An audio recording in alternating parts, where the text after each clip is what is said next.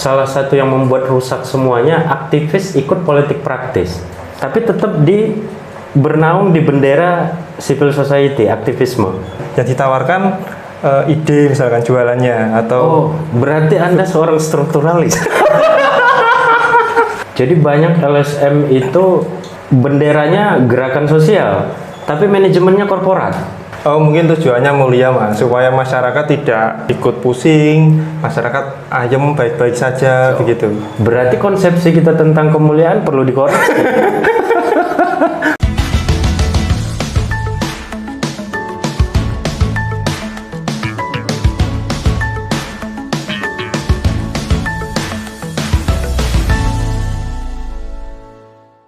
Selamat pagi teman-teman semuanya, selamat datang di Buka Buku, sebuah video yang mencoba menghargai ide dan gagasan orang-orang yang dituangkan secara metodologis, rapi, dan diterbitkan dan disebarluaskan. Pada kesempatan hari ini kita bersama dengan Mas Riyad. Suhunya suhu Mas, aktivisnya aktivis. Selamat pagi Mas. Pagi. Sehat ya Mas ya? Sehat, alhamdulillah. Akhir-akhir ini sibuk di mana Mas? Ada 3 bidang utama. Oke. Yang pertama tetanduran di kebun. Oh, menjadi petani. Oh, petani. Ini Mas, petani. Oh iya. Bertani karena benar ya. Bertani karena bertani. Yang paling berharga itu bertani. Oke. Yang kedua warung kopi, kedai kopi. Yang ketiga jual beli barang bekas. Oke. Unique and antique. Waduh.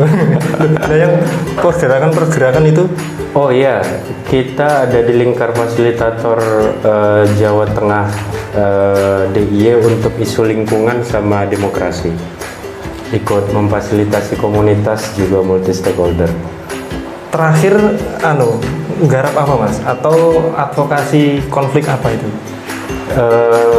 Untuk lingkungan nggak konflik, kita lebih ke edukasi. Oh, edukasi ya? Rehabilitasi sempadan sungai gitu. Oke, kalau begitu pertanyaannya saya ganti Mas. Terakhir konflik bagaimana Mas?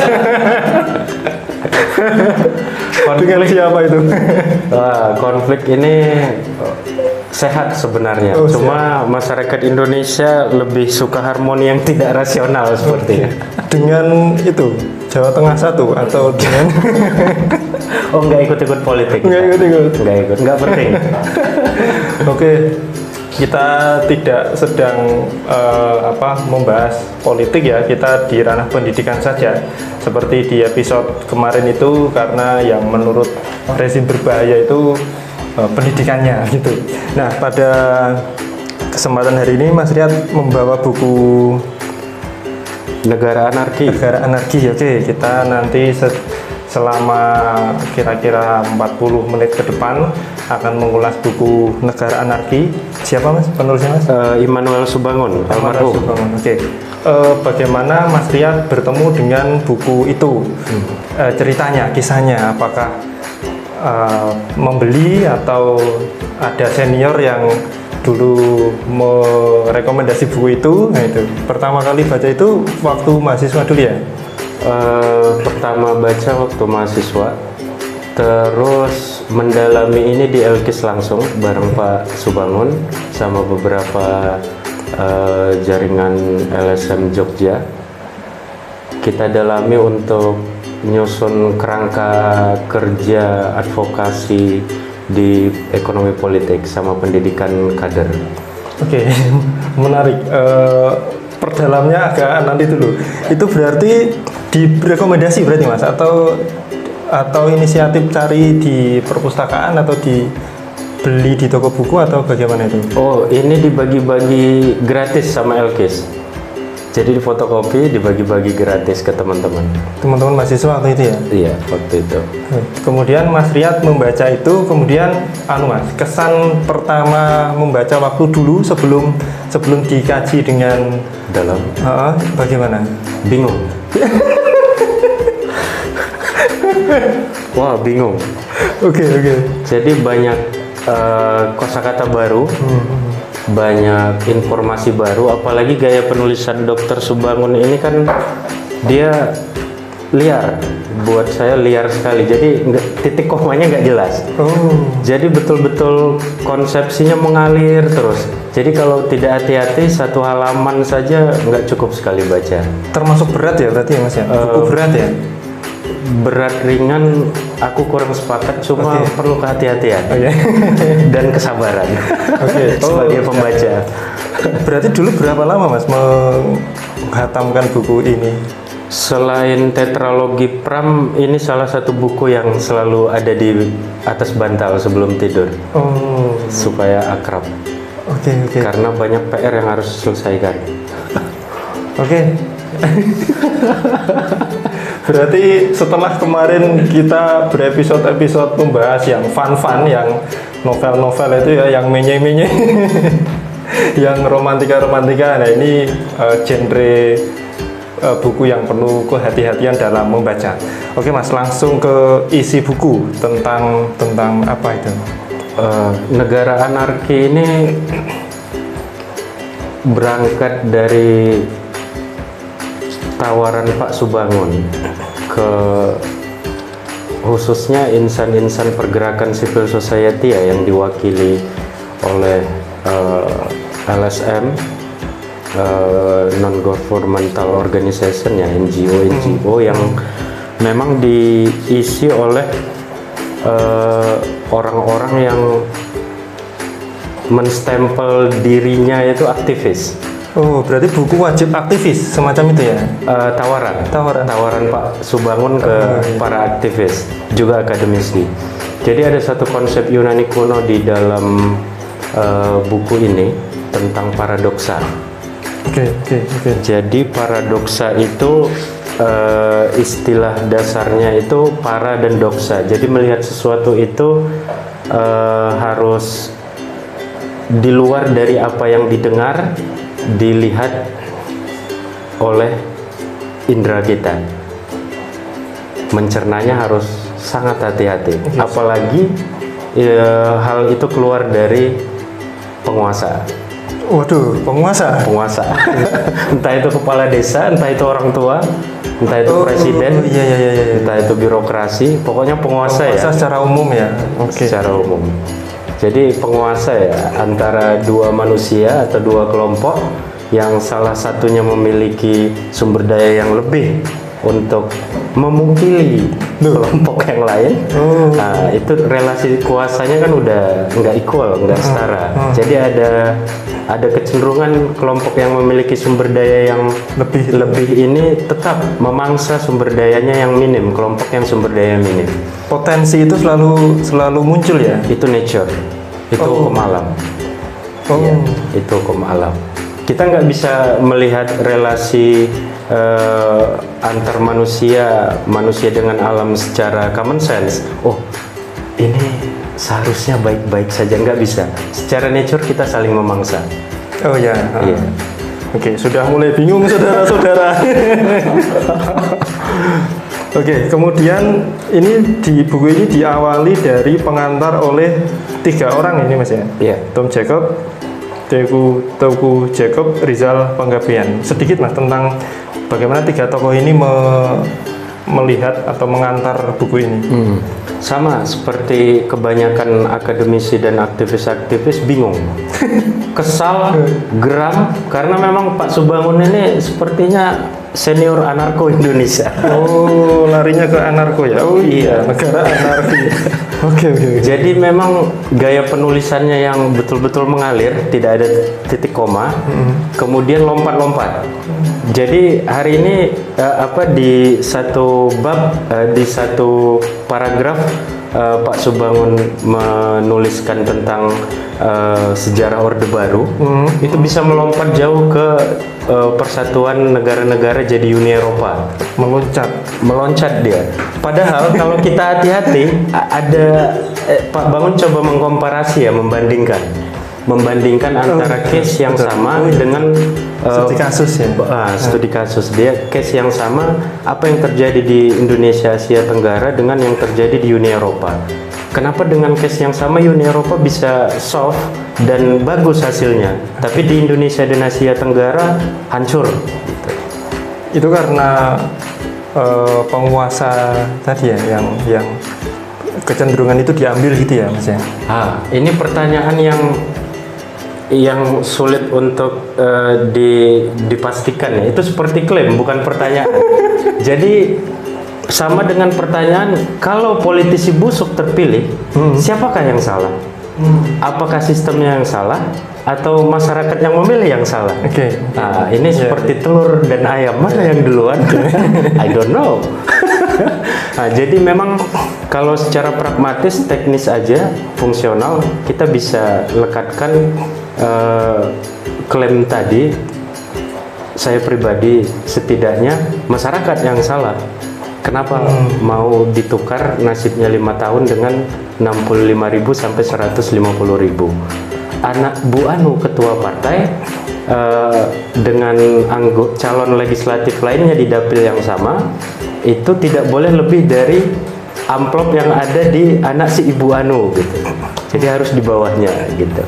Nah, jadi itu sama klaim tadi, bukan pertanyaan. Oke.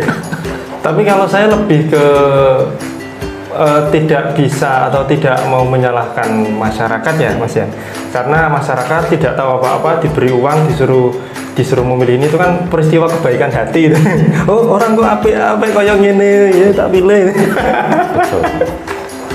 Sama kayak di pilihan kepala desa kan. Biasanya di calon itu dilambangkan pakai buah-buahan. Iya, buah tanaman gitu ya. Buah tanaman gitu. Kowe milih apa? Milih pohon apa pari? Wah, pari no. 150 tok amplope. Orang tipi ning cakro, bahan-bahan bangunan pasir gitu. Oke. Lah pohon orang ngekei apa-apa, ra gelem raget apa-apa arep munggah ora iso, penak men. Itu wajar. Masyarakat kita korban sistem juga, nggak bisa disalahkan, setuju. Masyarakat nggak bisa 100% kita salahkan. Saya ini meloncat ya Mas ya, seperti gaya Pak Bangun. Meloncat ke studi kasus, saya pernah ngobrol dengan seorang teman di Pati itu ketika akan pilgub bupati deh, pilbub ya. Pilbub itu kan sama ya dengan ada uang di sana. Kemudian bisa nggak sih pemilihan itu nggak pakai uang misalnya? Terus ketika kepala desa, terus bupati misalnya, atau yang kepala desa deh yang lingkupnya lebih kecil dulu. Hipotesis kami dulu waktu itu bisa, asal dua calon sepakat untuk, atau semua calon sepakat untuk tidak mengeluarkan itu, tidak pakai cara itu, yang ditawarkan ide misalkan jualannya atau. Berarti Anda seorang strukturalis.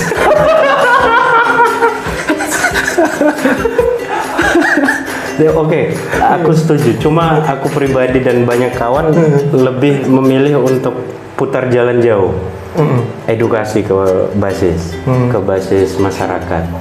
Enaknya kita buat lingkar-lingkar belajar di basis masyarakat, biarpun kecil lama, tapi dia punya akar yang kuat gitu. Ya kan, ke pendidikan lagi kan Mas, pendidikan untuk penyadaran tadi. Oke, kalau debat kembali ke sini aja Mas.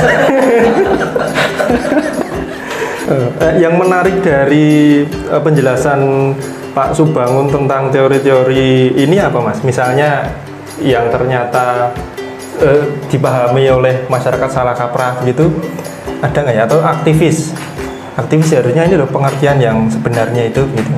Iya, jadi kehati-hatian tadi, paradoks. Jadi aku punya pengalaman pribadi di angkringan, di tongkrongan, bahkan di tongkrongan teman-teman aktivis. Kalau lagi bercanda, jadi dia menggambarkan situasi yang di luar ekspektasi, di luar harapannya, itu paradoks. Itu dangkal banget kan? Oke, misalnya gimana? Seumpamanya, wah ini harga pupuk mahal. Yuk buat pupuk organik biar mandiri pupuk gitu. Wah, rekoso. Rekoso antara kebutuhan dengan biaya pupuk yang murah, dengan beli pupuk yang mahal untuk bisa dapat pupuk yang gratis bahkan, tapi nambah jam kerja untuk basis-basis petani. Tapi rekoso. Ini dianggap situasi yang paradoks. Itu salah kaprah. Ini yang rumit kita. Iya, iya. Paradoks itu kan kita serap secara bahasa dari Yunani kuno. Iya. Nggak tahu nih dosa siapa ya, dosa akademisi, dosa yang menulis kamus, atau proses penyerapannya ke masyarakat, diterima kebudayaan kita sebagai situasi yang salah kaprah, nggak tahu. Cuma harus belajar lagi pesan Pak Bangun bahwa paradoks itu kehati-hatian kita untuk tidak cepat menerima sesuatu yang dicerna oleh indera, telinga, mata, dan lain-lain, khususnya dari penguasa. Itu kehati-hatian. Penguasa. Itu bukan sesuatu yang bertentangan gitu ya Mas ya? Bukan sesuatu yang bertentangan, tapi skeptis atau skeptical mind ya, kalau kata Lord Tyrion Lannister. Di Game of Thrones ya. Tyrion itu orangnya capcus ya kan. Kalau teman-teman yang ngikuti Game of Thrones dari sesi 1 sampai 8 sampai 8 selesai. Kalau aku pribadi suka dengan Lord Tyrion Lannister. Walaupun dia secara pribadi itu mesum, nggak penting banget lah kehidupan pribadinya, tapi dia kalau bicara tentang kepentingan publik, dia sangat hati-hati dalam berpikir, selalu mempertimbangkan semua aspek dalam berbicara, mengambil tindakan, menasehati orang yang dia ikuti dan lain-lain. Nah, kalau di Indonesia berbeda. Orang yang skeptis, orang yang hati-hati mencerna informasi itu dianggap beda. Oh, ora podo kancane. Masuk. Nah, ini yang membuat kita jadi repot. Nah, konsep teknisnya diserap jadi salah satu kata di bahasa Indonesia, tapi fondasi konsepnya ini ketinggalan. Nah, ini yang repot, jadi salah kaprah. Nah, itu yang mau dijernihkan Pak Bangun, sekaligus menawarkan metodologi ke publik luas, khususnya aktivis-aktivis civil society yang memang bergerak di riset dan advokasi. Oke, berarti kehati-hatian.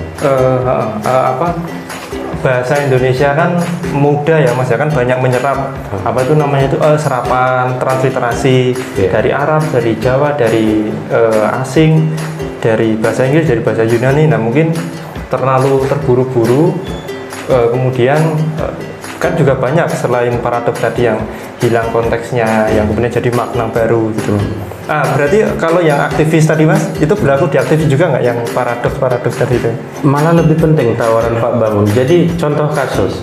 Jadi di sebuah FGD kecil bersama jaringan teman-teman civil society Jogja dulu di Kaliurang,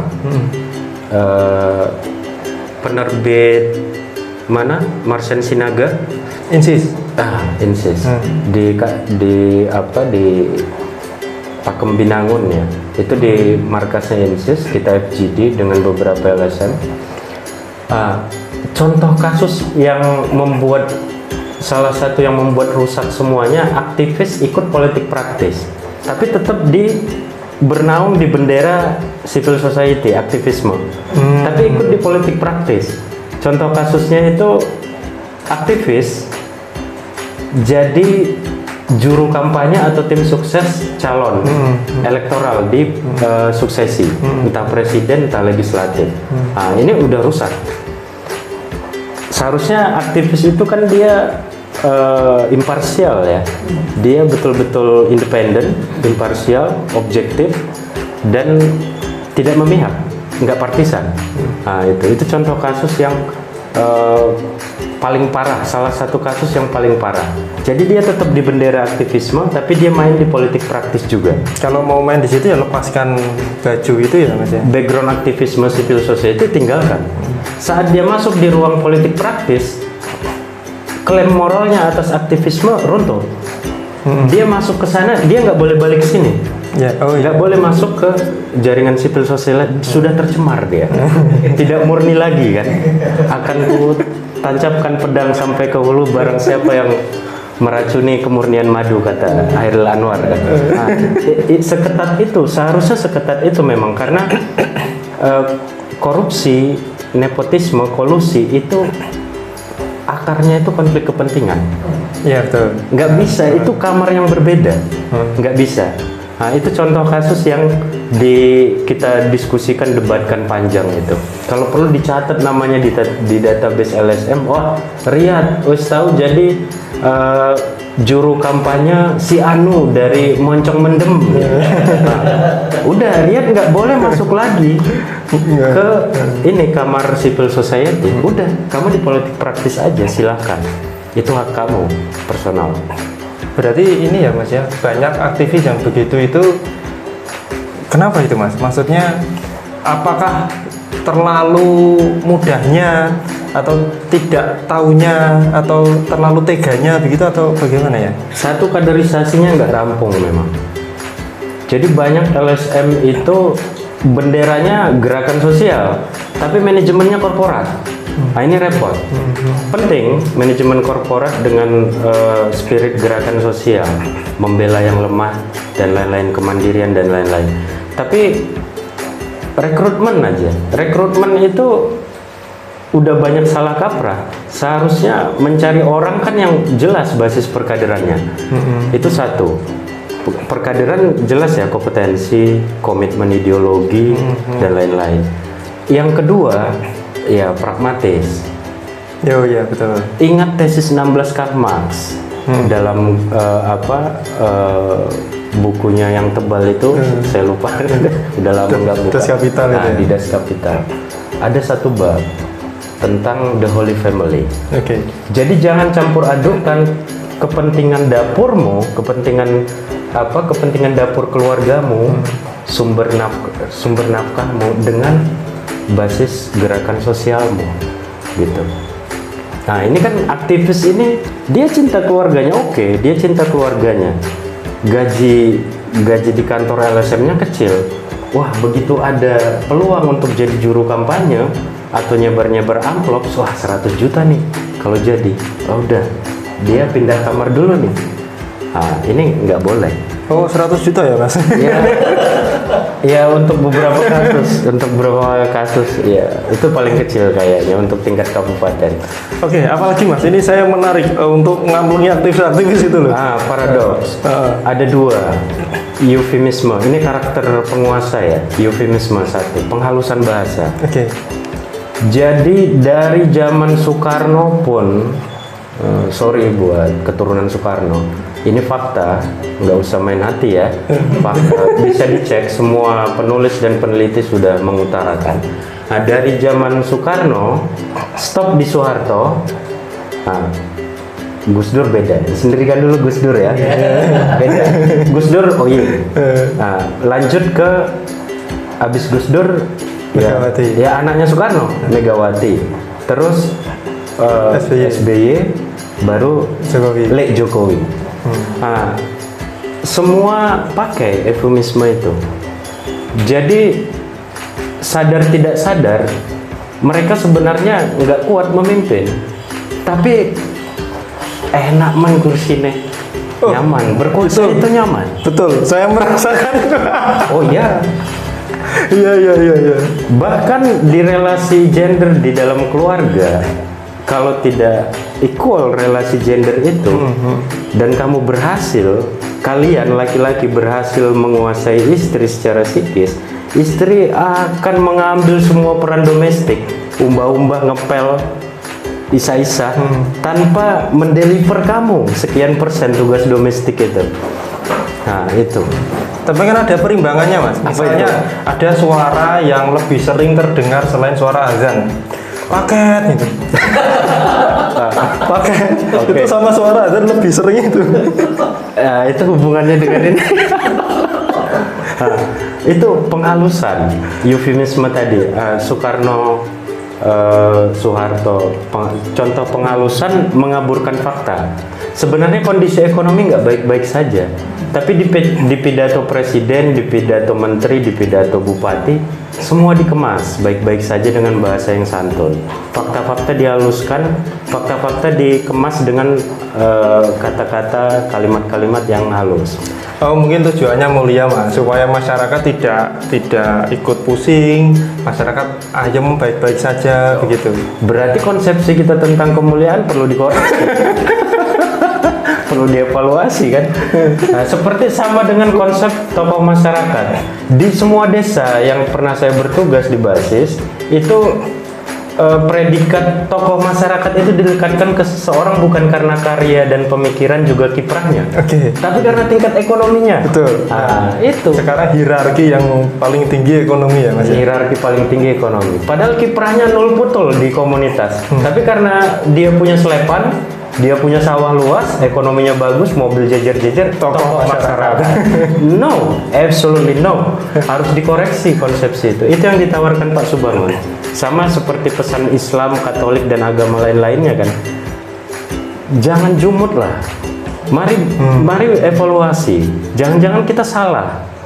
Gitu. Nah, itu tawaran Pak Subangun setara dengan para ustadz-ustadz sebenarnya. Itu kan eufemisme. Yang kedua metafora. Jadi metafora ini perkembangan lebih lanjut dari eufemisme. Jadi dia bermain simbol. Iya betul. Bermain simbol. Pak Jokowi ngelinting kemeja, kerja keras kan. Apa yang kerja keras? Tinggal tanda tangan kok. Kalau mau kerja keras kita tentukan dulu indikatornya. Key performa indikator. Jangan Pak Jokowi Mas. Pak Harto aja. Oh Pak Harto ya. Oh iya. Aman. Oh iya, pasal 27 ayat 2 Undang-Undang ITE belum direvisi ya. Oke. Jadi ini apa namanya Pak Harto metafora. Saya anak desa. Oh iya betul. Sederhana, menderita.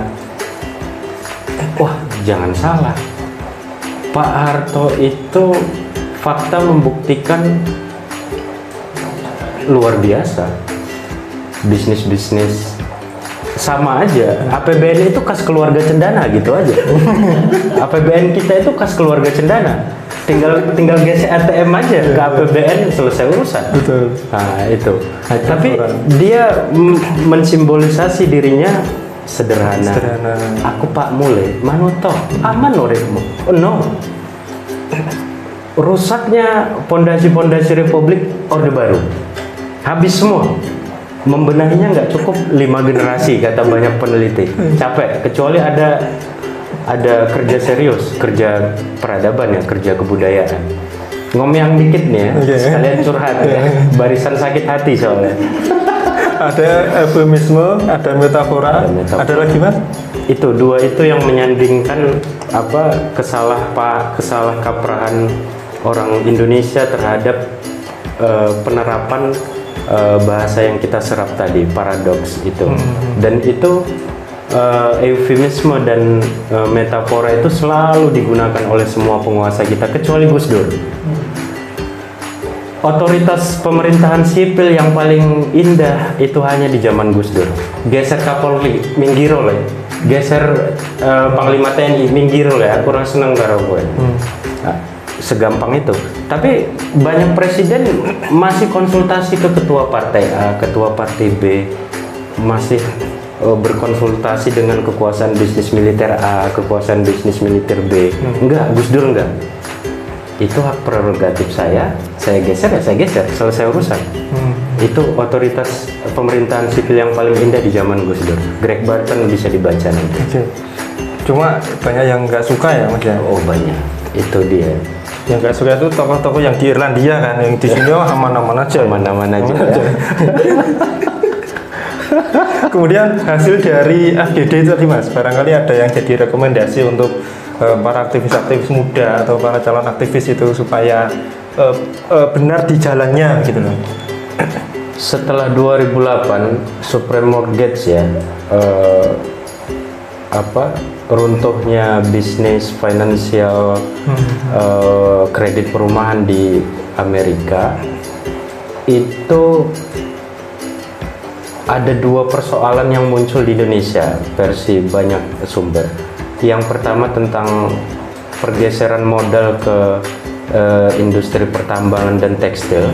Jadi orang-orang pebisnis Amerika lewat Obama dan Kementerian Luar Negerinya coba menyuntikkan modal ke Indonesia seumpamanya negara-negara Asia Tenggara untuk merehabilitasi kerugian mereka di bisnis kredit perumahan di Amerika.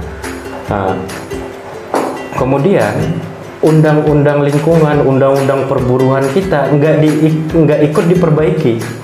Iya. Aksi yang luar biasa terjadi di Jabodetabek. UMR 4,3. Pabrik-pabrik Bekasi, Jakarta, Tangerang Selatan pindah ke Solo Raya, Boyolali khususnya, dan Sukoharjo.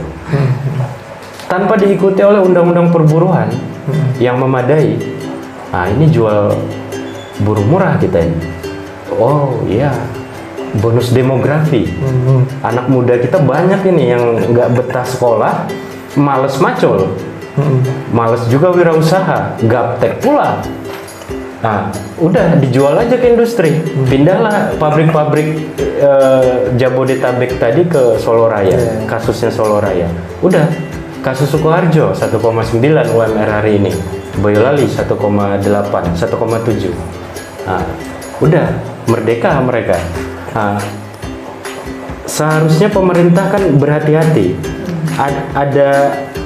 Ada tenggang, diperbaiki dulu undang-undang perburuannya, diperbaiki dulu undang-undang lingkungannya, izin, AMDAL dan lain-lain, baru Pembangunan dan lain-lain. baru modal asing boleh masuk. Oke, kalau tadi Mas Riyad baca buku ini, kemudian Mas Riyad ikut beberapa kali FGD dengan Pak Subangun, kemudian aplikasi apa Mas, atau persentuhan dengan siapa saja teori-teori itu atau hasil FGD itu untuk menerapkan hasil kesimpulan-kesimpulannya tadi? Oke, itu belum terjawab ya, sorry. Maklum. Jadi keikut Pak Bangun ya, betul, itu belum terjawab tadi, jadi ingat. Makasih. Jadi follow up ya. Teman-teman yang ikut di FGD itu membawa PR ke organisasinya masing-masing. Oh iya, betul. Apakah itu tingkat komunitas, apakah itu LSM, apakah itu universitas, apakah itu ormas, itu bawa PR. PR-nya value, nilai-nilai gerakan sosial, prinsip-prinsip yang dibangun dari FGD itu harus diintegrasikan ke organizing background organisasi masing-masing.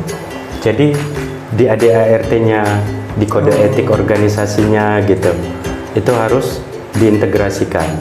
Seumpama kalau staf LSMA ikut politik praktis, harus di sidang etik, dibuat mekanismenya. Nah, kalau terbukti dia melanggar itu, dia harus dipecat. Gitu.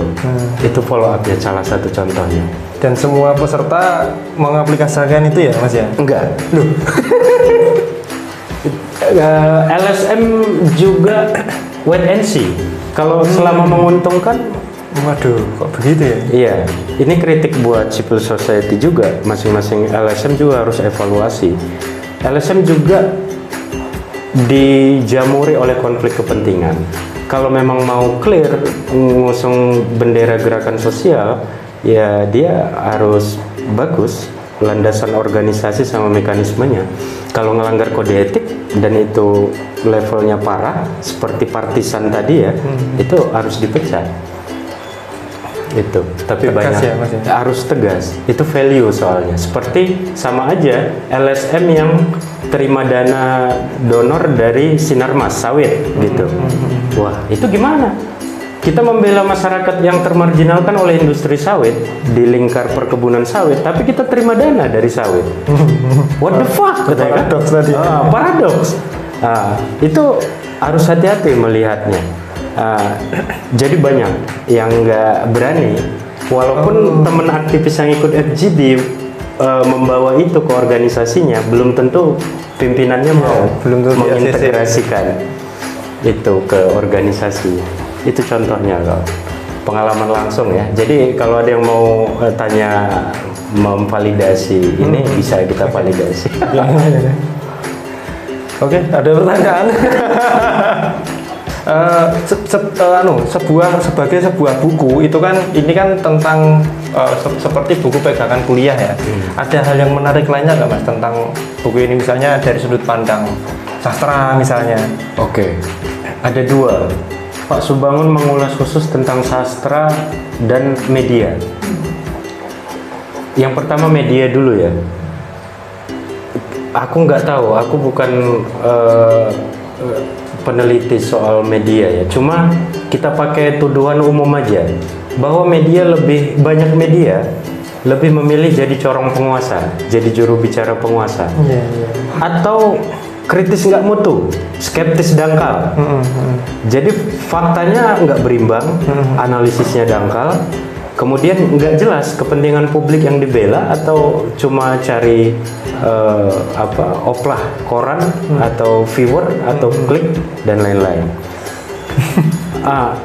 Koran-koran kita aja, aku cuma baca 2 hari ini 1 tahun terakhir, Tirto, Tempo. Yang lain udah aku blok, Blacklist ya. aku blacklist, sampah. Karena seolah-olah kritis, tapi kita di frame untuk membenarkan sesuatu yang merugikan orang banyak. Itu media, fungsi media diulas Pak Bangun khusus.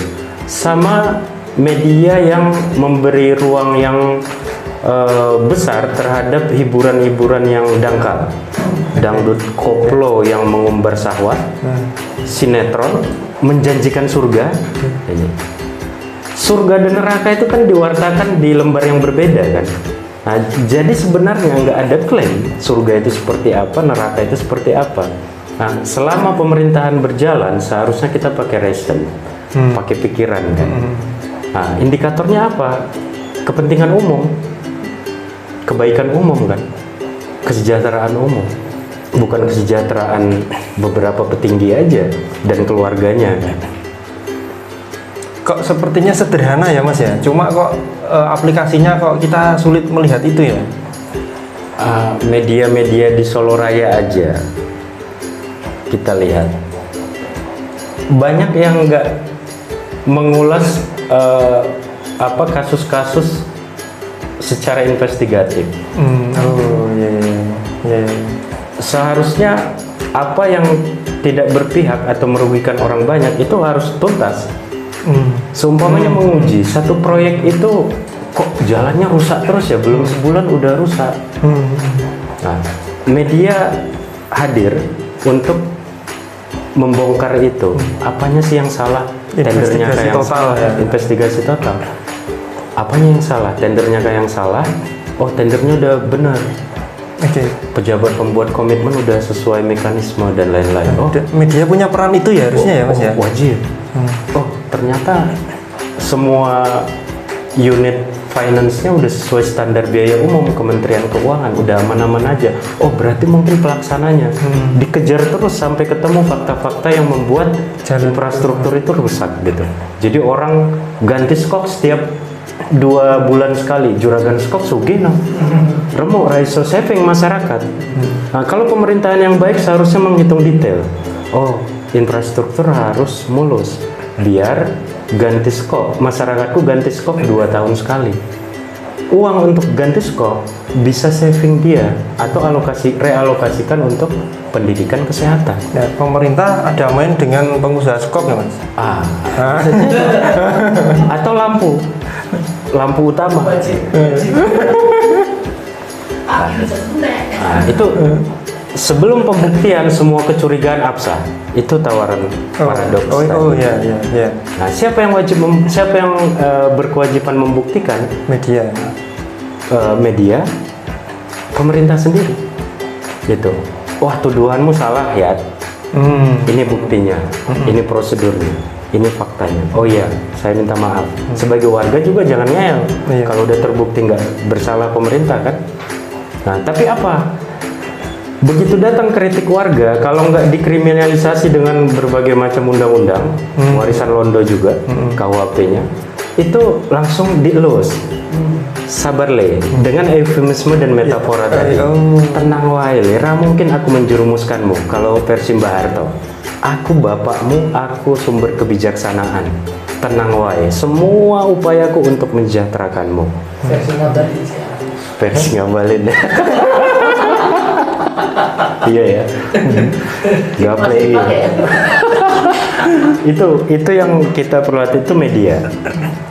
Dan media di Solo Raya contohnya aku udah skip semua ya, media Solo Raya itu ya, bahkan redakturnya juga Pemret litbangnya jadi seleb bukan jurnalis ya. Aktif mengelola update Facebook dan IG-nya tanpa mengontrol wartawan-wartawannya supaya bergerak lebih baik sesuai prinsip-prinsip jurnalisme. Nah itu media. Yang kedua sastra. Uni Eropa bersatu karena sastra. Aku lupa nama dua sastrawan yang muncul di tulisan Pak Bangun ini. Nah, makanya Perisai Pena harus diapresiasi karena banyak mengulas juga tentang produk sastra kan, tentang sastra. Harus gencar memang tentang sastra. Orang harus menyediakan space bagi dirinya sendiri untuk bisa mencerna sastra. Ruang, waktu, energi, dan lain-lain untuk bisa menikmati sastra. Dia akan dibawa ke dunia imajiner yang bisa merehabilitasi pengalaman-pengalamannya yang nggak mutu. Oh iya benar ya, reflektif gitu. Oh iya, fakta itu seharusnya nggak terjadi, nggak seharusnya gitu. Seharusnya banyak yang bisa diperbuat, nggak perlu bencana gitu kan. Kita bisa menghindari gitu. Nah, sastra, apa pengaruhnya sastra ke publik? Bagaimana kuatnya sastra ke publik? Ada dua, kata Pak Bangun. Tergantung dalam dan dangkalnya produk sastra itu. Yang kedua, tadi, publik menyediakan nggak secara serius energinya untuk bercengkrama dengan produk sastra itu. Literasi Indonesia rendah, Mas.